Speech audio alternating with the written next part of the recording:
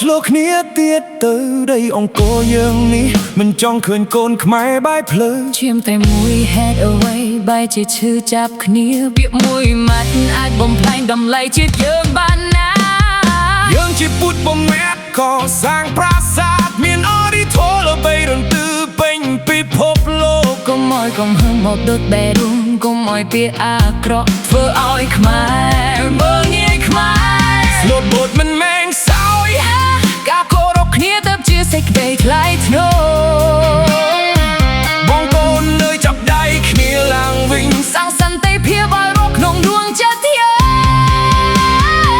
ពីភ្នំពេញដល់ចិនបោះឆ្ងាយសូមឲ្យស្នាមញញឹមជំនួសសំឡេងជាប្រមាឈប់ធ្វើជាពីលឈប់បំផ្លាញកតិសោជាតិព្រោះឈ្មោះថាខ្មែរមានតម្លៃខ្ពង់ខ្ពស់ណាស់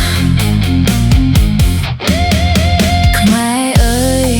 កុំបន្ទាបខ្លួនឯងពិភពលោកកំពុងមើលយើងបង្ហាញឲ្យគេឃើញថា